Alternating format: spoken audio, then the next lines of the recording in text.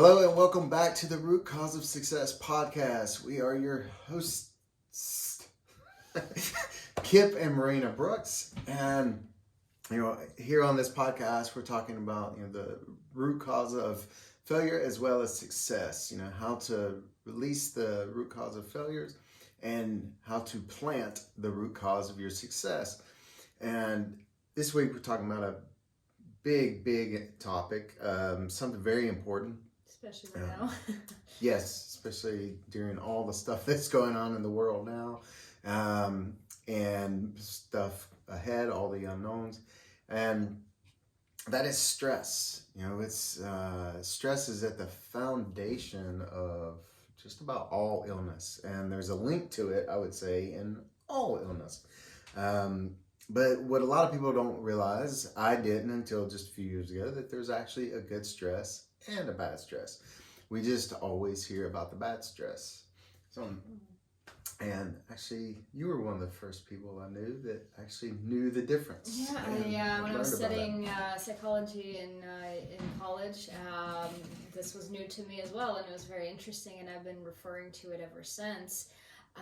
We hear about stress, and then when I studied this topic and understood how it's actually broken down, a lot shifted for me, for sure. For one, of course, a lot of people, when they think of stress, they think that it's negative, right? And, we're all associated, stress is bad, stress is bad, stress is bad. And yes, for the most part it is, and like you said, it is the major cause of all illnesses and issues, and like whether physical or emotional or mental, for most people. But there are two different kinds of stress, and one of them can actually be good for you. So that's what we're going to talk about today, is breaking down the different kinds, and explaining a little bit how you can apply stress as a positive motivator in your life, and to actually help you get better results and get to success. But let's start first with why are we even talking about it? Like, why is stress so important? I know we talked about disease, but where do you think most people, I guess, apply stress in the wrong way? Just we have a tendency to take it on ourselves. And we always talk about how stressed we are, which amplifies it because the more it's in our awareness. But I see it talked about so much as, something outside us, something, that beast that's coming, knocking at the door. And it's, spoken about in a way that it's something we can't do anything about, and we can totally control it.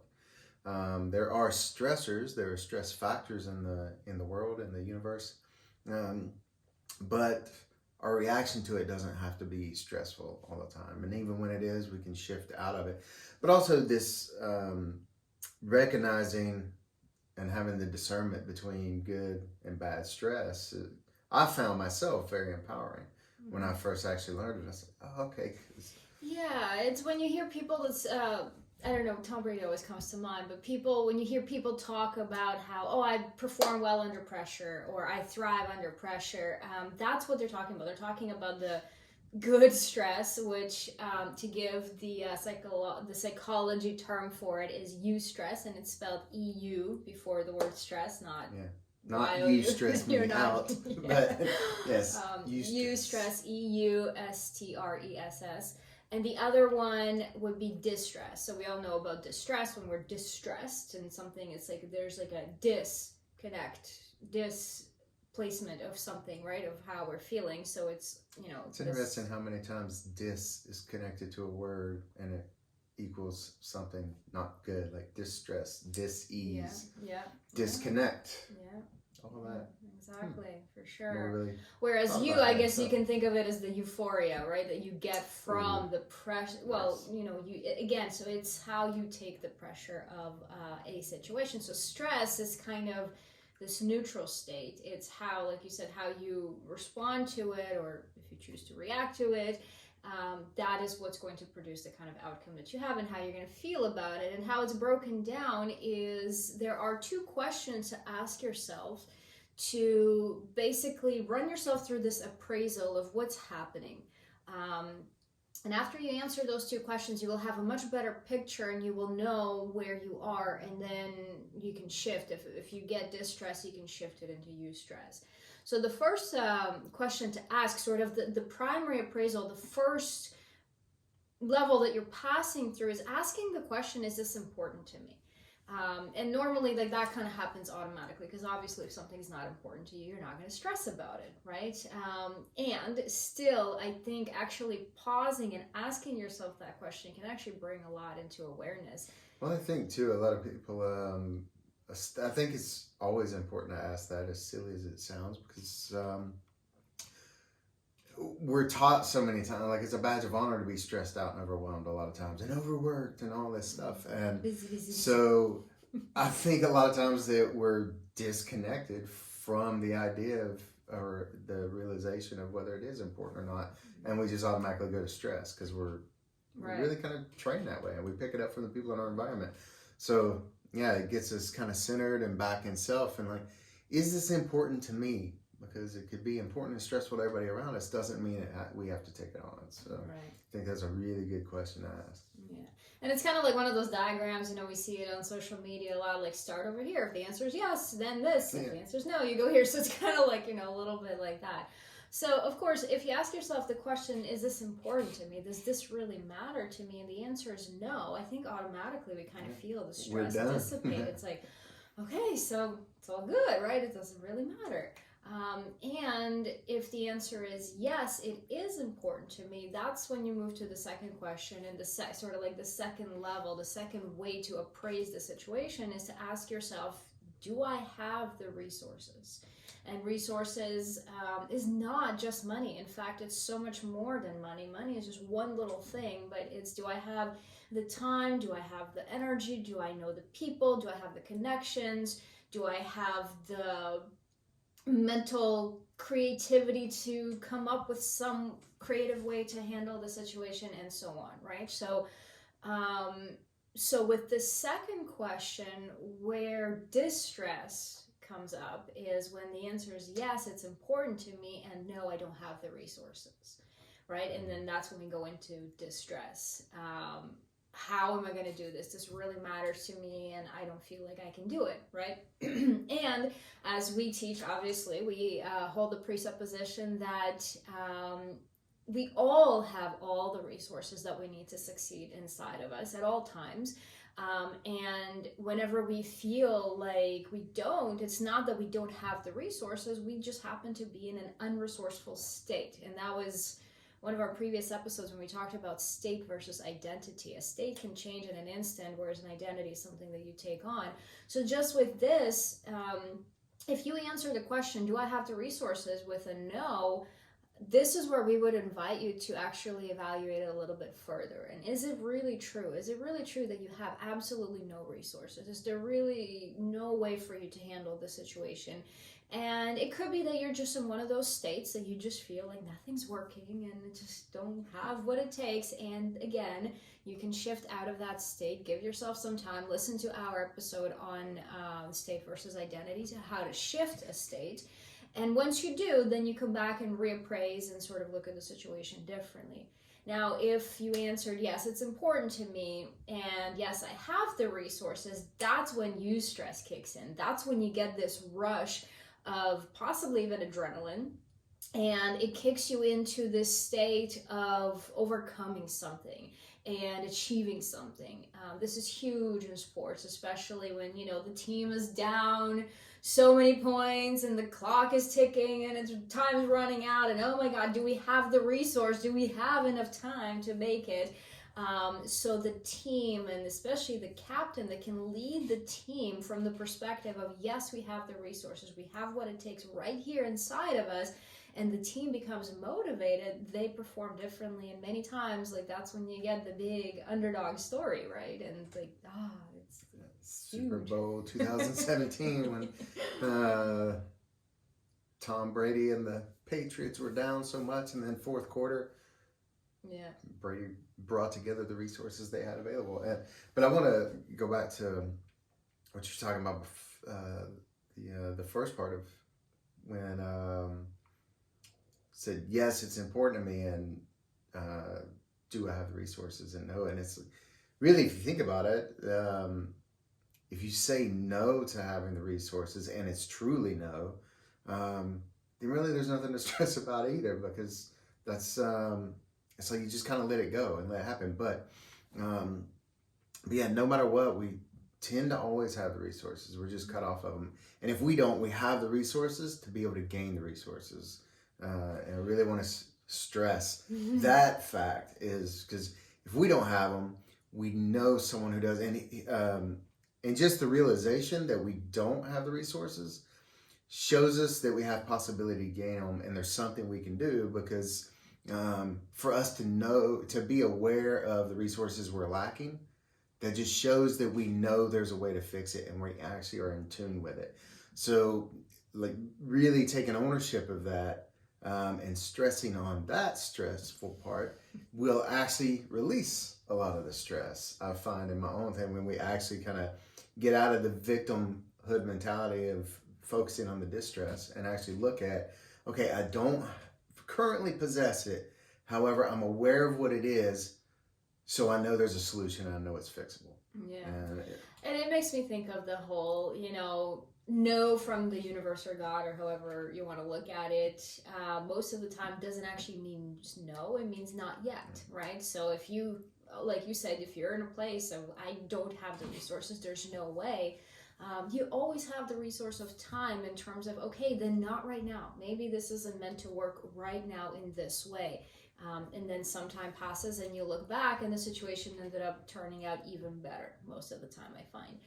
It's when we stress and we hold on, like this is when we teach the principles for success, right? The 7 principles. And one of them is having behavioral flexibility, where it's not like this and only like this and no other way. Like it has to be like this. And that's, you're actually putting yourself in an unresourceful state, because you are not seeing, like you were just talking about, all the possibilities that are outside of that realm. If you're only looking at this very tight spot and you're like, it has to be here and it has to be like this and it has to come packaged this way, and if it's not, then that's when you induce this distress unnecessarily, as opposed to expanding your vision and expanding your awareness a little bit and seeing, okay, not like this, not right here, maybe not right now, but how else? What else is possible? And sort of opening yourself up to other possibilities and other resources that you may not be aware of. Yeah, absolutely. And so many times the easiest resource that we have, and the most valuable one, is just a friend or a colleague, someone to bounce the idea off of, someone to be a sounding board, and someone to get an outside perspective. And it's amazing how much stress that can relieve, but also how many opportunities and options that can bring. I would also add spirituality is a big one. That's a huge resource. When we actually take the time to go into a meditative state and reconnect with ourselves, because again, we talk about distress, disease, disconnect, right? So being in like distress is literally, you take something and you're shaking it up and it's like all distressed. Like if you think about a sound wave, when you distress it, it just kind of becomes all raggedy and jagged and all over the place, right? So it's not a snow globe in harmony. Yes. So when you take the time to go inside and reconnect and calm that stress down, you become aware of so many more resources, and you can ask yourself those 2 questions in a more relaxed meditative state, because what that does when you go into a meditative state and when you connect to your spiritual self, whether you're praying to God or you're just in meditation and you connect to source, spirit, universe, divine intelligence, energy, whatever you want to call it, there is intelligence in it. The answers are all there and they're all within you. And it's all about opening up the channel, I believe. When we are in distress, we are actually shrinking. We are actually like pulling everything inside, like in a fight or flight, like stress response, where it's a survival mechanism, right? And so everything's tight, we're only seeing very narrow opportunities, we're only looking ahead, and we're just going run, just go or freeze right now.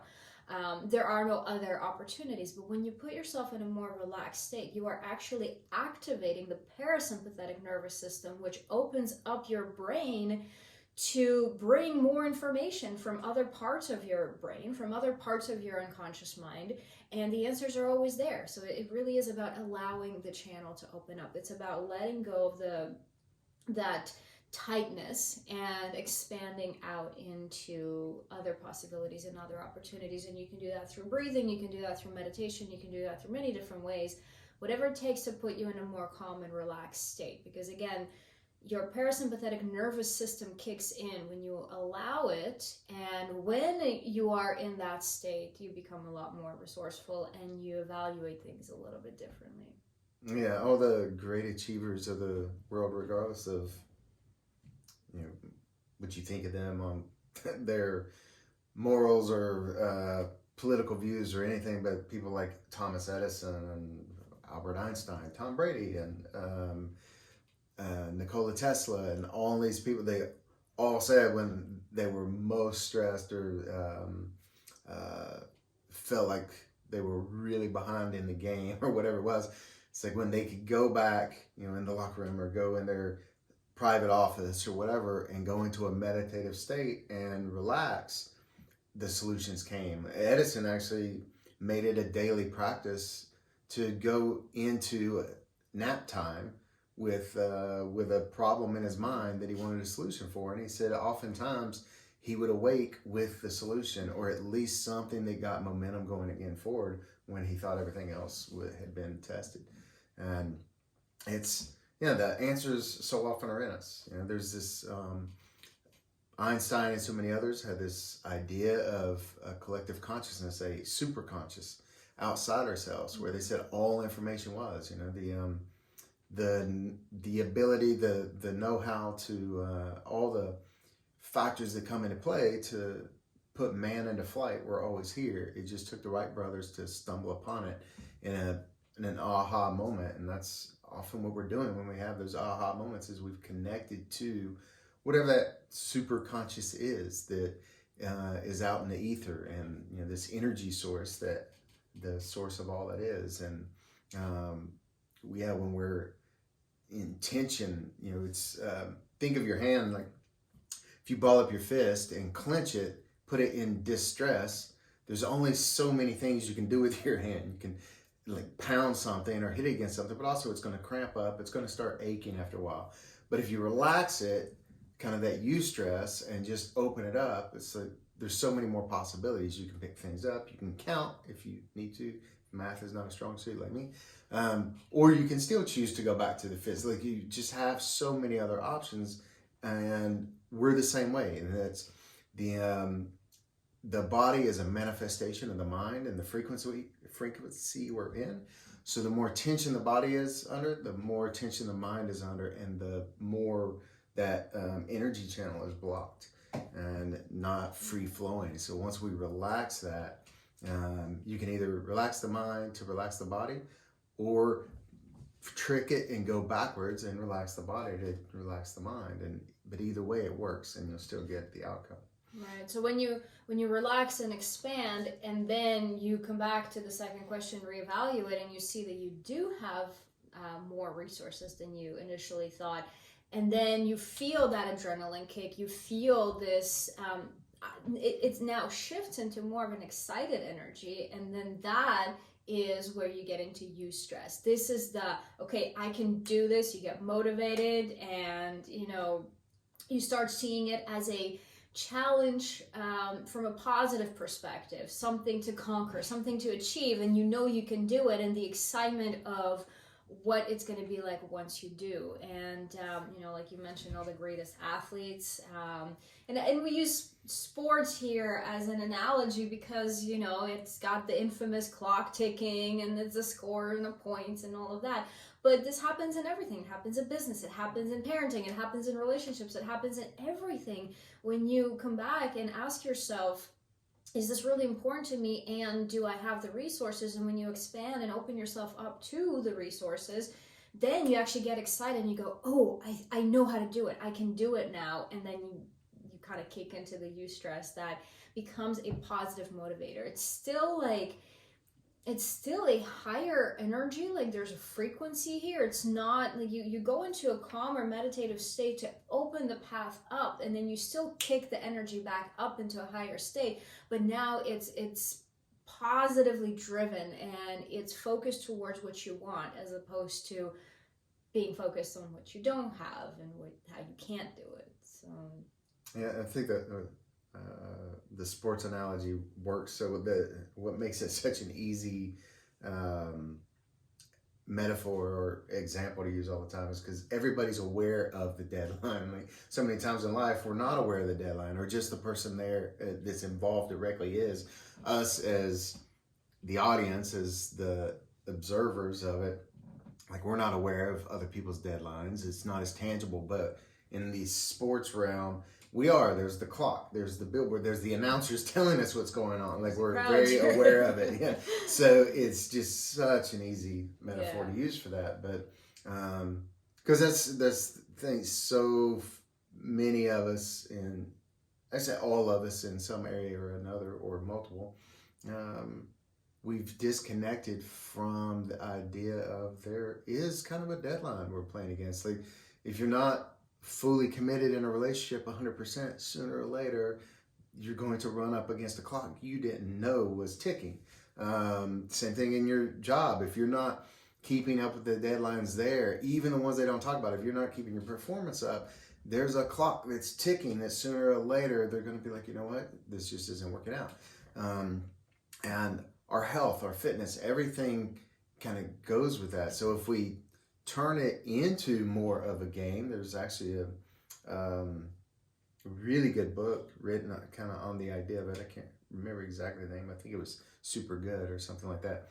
But it was the idea of making your life and all challenges you run up against, making them a game. And it was kind of like putting a clock on it and scoring yourself a little bit in how you performed. And it was turning your life into a video game so that you would perform, step out of this distress as much, and turn more of life into the eustress. And it's a phenomenal idea to put in. It's not always easily applied because life gets in the way and gets distressful sometimes. It really does. But yeah, if you could start to look at it that way and just start creating those little games to get momentum for yourself of little stepping stones. A third question that I like that kind of tags on to the second one, do I have the resources, is do I know or can I think of anyone who has achieved this or something similar with the same amount of resources? So, you know, we're talking about sports. So has there ever been a team to score that many points in this much time? And surely there is, right? So it's like, or even with the whole idea of running what is it? The 4-minute mile? Yes, yeah. So it's like, you know, everybody kept thinking it's not possible, it's not possible, it's not possible, until somebody came along and said, I'm just going to do it, and I'm just going to turn this into eustress. I'm going to make it a challenge. I believe I have the resources inside. And then he proved that it's possible. Next thing you know, everybody's doing it. Yeah, now like 1,000 people have done it. And they tried for thousands of years to do that. They tied people to horses and trying to get them to run faster than a 4-minute mile. Yeah, so ask yourself, it wasn't possible. Is there at least one other person out there that I know has achieved this or something similar in a similar amount of time, or in the similar situation with the similar resources that I currently have? And if you can think of at least one, then you know it's possible. And chances are you can. And sometimes you just have to look outside of the industry, or, you know, if it's a work thing, or, you know, outside of the area of life, and look at another one, and it's like, oh yeah, that's because at the end of the day, the root cause of all success, like the steps to get to success, or the basic steps, the idea is always the same, pretty much. It's and it's just the result is different, the lingo is different, you know, the jargon or labels or whatever. And this is when you relax into a more creative state. That's when you can tap into all of that, where it's not this and only this, but, you know, expanding yourself out and thinking outside of the industry, outside of the current situation. Another way to relax that and release that tension is also on your metaphorical vision, so to speak, your mental vision versus your external physical vision. So think that pretty much covers this time for this week. Anything you would like to recap or add? I feel Yeah, good and complete. just to bring it all together. So again, there are two types of stress. Stress itself kind of becomes like this neutral place, and then whether you go into distress, which is the quote unquote bad stress, where you feel stuck and you feel like you can't move forward, and you know, all this doom and gloom, that's distress. Whereas on the positive side, there's eustress. Again, it's spelled EU before the word stress. And that is when you're activating this part of you that sees a situation as a challenge, sees it as a positive challenge, as something to conquer, something, you know, like a championship that, yes, I can do this. It's going to require putting something into it. That's why it's a challenge, but I know I can do it. And again, two ways to get you from this stressful situation and more into eustress and to activate it as a motivator, as a positive motivator, is to ask yourself the two questions. First, is it important to me? Again, if not, then there's nothing to stress about.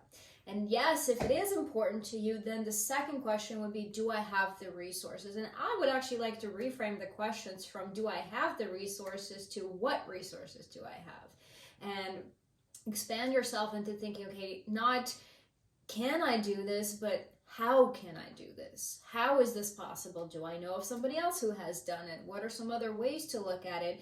And that opens you up into a more resourceful state. And then when you come up with the resources, then it's still, this is important to me. I got to do it. I have the deadline or whatever. And I know it's possible. I know I can do it. I know somebody else has. I now see the path, and then off you go. Right, and that kicks in the positive adrenaline. I mean, adrenaline is adrenaline, but you see it from a positive perspective of, yes, I can achieve this, and that's how you get yourself into eustress. Yeah, awesome. That's this is again, re-listen to this episode, like really sit with this idea of the difference of eustress and distress, because it sounds so simplistic and ridiculous on the surface, but when I first heard this and actually sat with it and started separating it, it really changed the game for me. And I could tell a difference in my body, like when I would take recognition in something, like when I was trying to hit a new goal in the gym or something, and like realize, oh, this is that competitive stress. Like, this is what I like. This is me. This is my jam when I can be in competition. And actually, I was able to reframe a lot of distress the same way, because I was able to look at it from that competitive spirit. So it can help in so many different ways. But anyway, thank you guys so much for joining this week, and look forward to catching you next week when we talk about how you can predict the probability of success through a marshmallow. And I guess I'll be learning about that for the next week. Until then.